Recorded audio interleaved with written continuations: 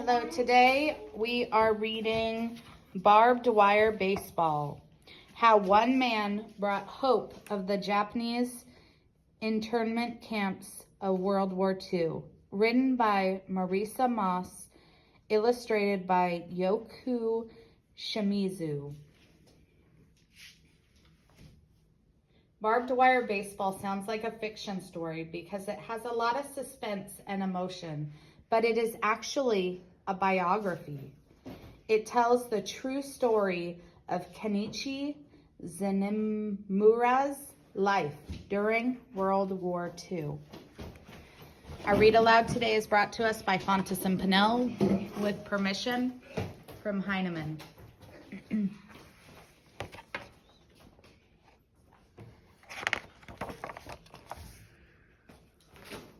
We have a barbed wire fence here.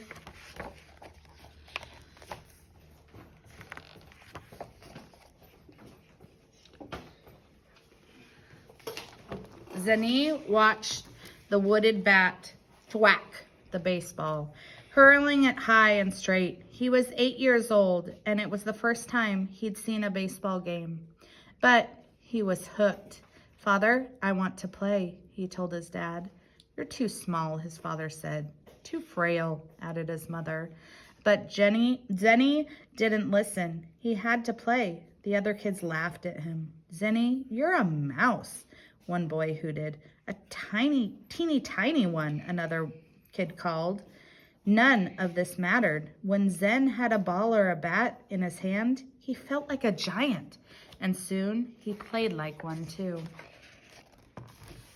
Many springs had passed since the first game, years of playing in the chill of winter and sweat of the summer. Zen got taller and stronger and better at baseball.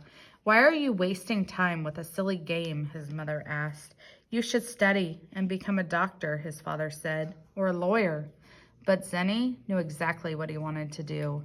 And when he grew up, he coached, managed, and played baseball in the Fresno Nessie League and the Fresno Twilight League. He was barely 5 feet tall and weighed only 100 pounds, but he was a star player, casting a big shadow in baseball. Zeni was chosen to play with the star members of the New York Yankees. He led his team in exhibition games in Japan. He even arranged for Babe Ruth to play there. But that world collapsed for him when the Japanese attacked Pearl Harbor. In 1941, for the first time since he had picked up a bat, Zeni felt as if he didn't measure up. The United States was at war with Japan, and 120,000 Americans in the Japanese descent who lived on the West Coast were forced into 10 internment camps, most in the desert.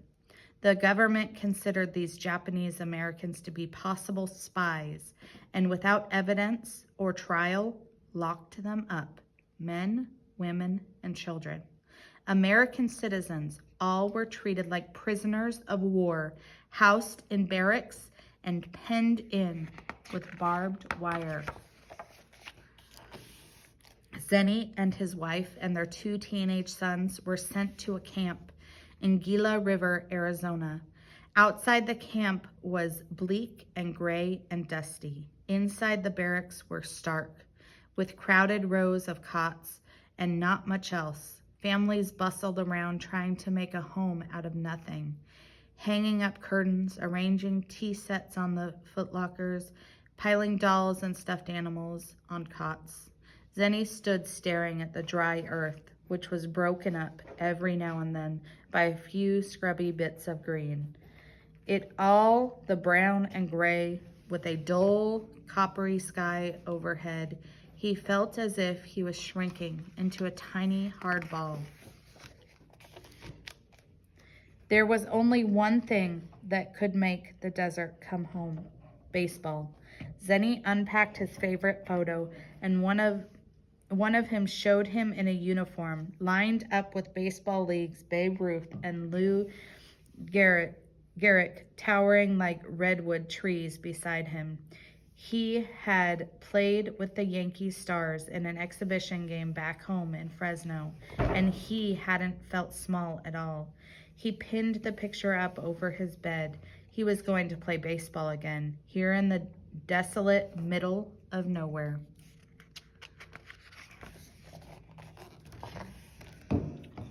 First, he would need a playing field. There was plenty of empty space, but it was dotted with sagebrush and clotted with rocks. It didn't look like much of a field. Zenny started by chopping down the plants and digging up the rocks, spending long hours in the blazing sun. "What are you doing, Dad?" His son, Howard, asked. "Can't play baseball without a field," Jenny grunted. "We're going to play baseball?" Howard grinned and started picking up rocks too. Soon Howard's brother, Harvey, joined them, and then other boys and men drifted to where Zenny and his sons had bent over the glaring heat. By the end of the day, dozens of people were working the field, not planting a crop, but unplanting, making the ground a smooth surface. Once the brush and the biggest rocks had been cleared, Howard and Harvey were ready to set the bases. "Looks good," Howard said. "We're almost set." Zenny shook his head. "Nowhere close. We're making a real ballpark, and we'll do it right." He walked over to the camp and comrade officers. 10 minutes later, he emerged into the bright sun smiling. "We've got it." He clamped his hands. "What?" asked Howard. "What have we got?"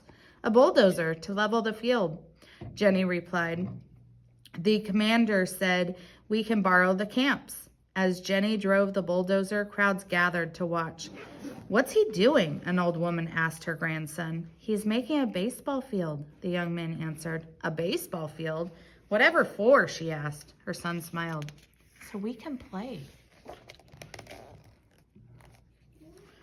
Once the ground had been smooth, Harvey brought out the bat and ball.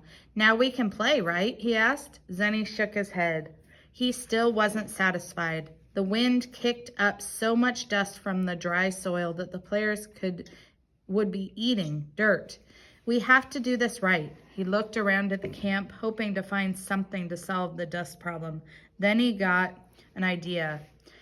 He diverted an irrigation line to the field and flooded it with water. Once the heat had dried the ground, the dirt was baked into clay, a clean, hard surface without all the dust. "Now, Dad?" asked Howard, tossing a ball between his hands. "It looks great." "Almost," Zenny answered, "but we're not there yet." The irrigation line gave Zen another idea. He laid pipe for the laundry room to the field and planted grass in the infield and quick-growing castor beans along the edge of the outfield.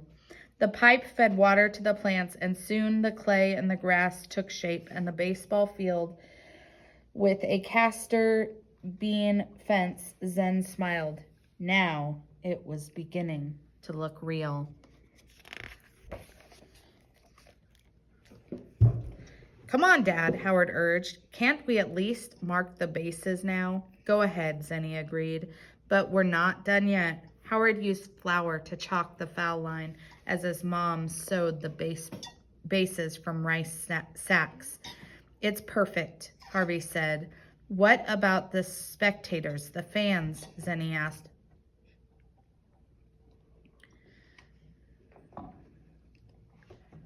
"Where will they go?" Both boys shrugged. "Can't they just stand around?" Howard asked. "Or we can build a row of bleachers," Jenny said. "Like on a real baseball field." That night, Zenny and his son snuck out of their barracks. They were not allowed outside after dark. Zenny felt like a boy again, tiptoeing out of his house with his bat and gloves so his parents wouldn't see him. A guard's light swept across the yard, and Zenny motioned for the boys to flatten themselves against the barracks. They waited for the beam to pass, then crept on.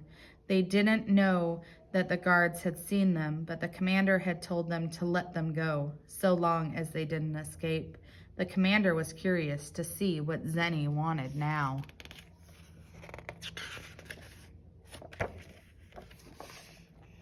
The three of them scrounged wood from the fence surrounding the camp. They removed every other post, careful not to damage the fencing. Then they took wood from the camp lumberyard. They gave them enough material to build a backstop and 5 rows of bleachers behind it. The next day, they set to work again, this time sawing wood and nailing boards. When Howard finished hammering the last row of seats, he wiped the sweat from his forehead and gaped at what they had made. There in the middle of the desert, on the edge of an internment camp, was an official-looking baseball field. The rest of the place slumped, dreary and sad, but the baseball field glowed green with hope. "Now, Dad," Harvey asked. "Almost," Zenny smiled. "We have the field. Now we need the equipment." He passed a hat among the families, collecting money for gear. In an hour, he had enough to send for bats, balls, mitts, and hats from Hallman's Sporting Goods back home in Fresno. Several women sewed uniforms out of the potato sacks. When the box of equipment arrived, Zenny let Howard open it. "Now, Howard," he said, "now we can play ball." That first game, on a bright May day, half the camp turned out to watch the team that Zenny had organized. A breeze stirred in the new grass. The sun bathed everything in a gentle warmth. It was a perfect day for baseball games. 6,000 people filled the bleachers and spilled onto the shrubby grounds behind them and along the side of the stands. Zenny leaned over home plate and the bat held firmly in his hand. He looked at Howard, already on first base, at Harvey, now on second, at the neat white lines marking the field. His eyes scanned the bleachers filled with cheering fans. He watched the pitcher cradling the ball, pulling back his arm, gently ready to throw. Zenny focused on the blur of white as it zoomed closer. The weight of the bat felt so familiar and natural, it was like a part of his body. He waited until just the right moment. Whack! The bat met the ball with a crisp, splattering sound. Jenny threw the bat down and ran. He ran to first base, then second, then third. Then his eyes followed the arch of the ball as it soared up and away, far over the barbed wire fence. Says whack. Howard and Harvey jogged to home plate before him, arms raised, grins plastered on their face. Now they yelled, "Now! Now!" Jenny shouted back. He knew that he was still behind a barbed wire fence, but he felt completely free, as airy and light as the ball that he had sent flying. Right now, there was nothing else that he wanted to do. Just this, right now, right here. It didn't matter whether his team won or lost, like the powerful champion he was. He felt he could touch the sky if he wanted. "Now," he roared as he crossed home plate. He felt 10 feet tall, playing the game that he loved so much. Nothing would ever make him feel small again. Here's some more information about him.